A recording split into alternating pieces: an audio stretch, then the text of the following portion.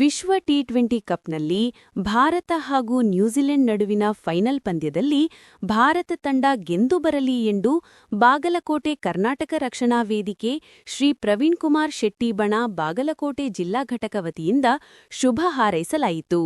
ದಿವಸ ನಡೆಯತಕ್ಕಂತಹ 2026ನೇ T20 world ಕಪ್ನಲ್ಲಿ Bharat ಗೆದ್ದು ಬರಲಿ ಅಂತ ಹೇಳಿ ನಾವು ಬಾಗಲಕೋಟೆ ಜನತೆಯಿಂದ ಶುಭ ಹಾರೈಸುತ್ತಿದ್ದೇವೆ.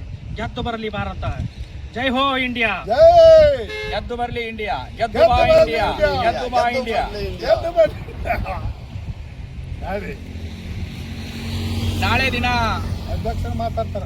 ಭಾರತ ಮತ್ತು ನ್ಯೂಜಿಲೆಂಡ್ ಒಂದು ನೇರ ಹಣಾಹಣಿ ಅಂತ ಅನ್ಕೋಬಹುದು. ಭಾರತ ಈಗಾಗಲೇ ಫೈನಲ್ ಹಂತಕ್ಕೆ ತಲುಪಿದೆ. ಎಲ್ಲರ ಭಾರತದಂತ ಕ್ರಿಕೆಟ್ ಅಭಿಮಾನಿಗಳ ಆಶೆ ಏನಪ್ಪಾ ಅಂದ್ರೆ ಇಂಡಿಯಾ ಟಿ20 ವರ್ಲ್ಡ್ ಕಪ್ ಗೆದ್ದು ಬರಲಿ ಅಂತ ಹೇಳಿ ನಾಳೆ ದಿನ ಕಾತುರದಿಂದ ಕಾಯ್ತಾ ಇದ್ದಾರೆ.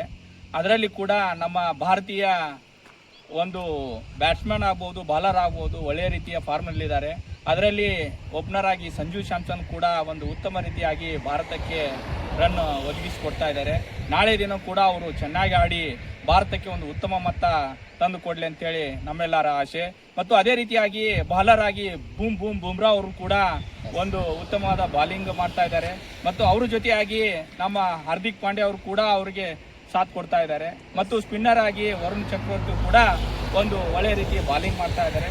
ನಾಳೆ ಒಂದು ಉತ್ತಮ ಪಂದ್ಯವಾಗಲಿ ಅಂತ ಹೇಳಿ ಕರ್ನಾಟಕ ರಕ್ಷಣಾ ವೇದಿಕೆ ಶ್ರೀ ಪ್ರವೀಣ್ ಕುಮಾರ್ ಶೆಟ್ಟಿ ಬಣ ಬಾಗಲಕೋಟೆ ಜಿಲ್ಲಾ ಘಟಕದಿಂದ ನಾವೆಲ್ಲರೂ ಹಾರೈಸುತ್ತೇವೆ. ಗೆದ್ದು ಬಾ ಇಂಡಿಯಾ, ಗೆದ್ದು ಬಾ ಇಂಡಿಯಾ, ನಮ್ಮ ದೇಶ ನಮ್ಮ ಹೆಮ್ಮೆ. ನಮಸ್ಕಾರ.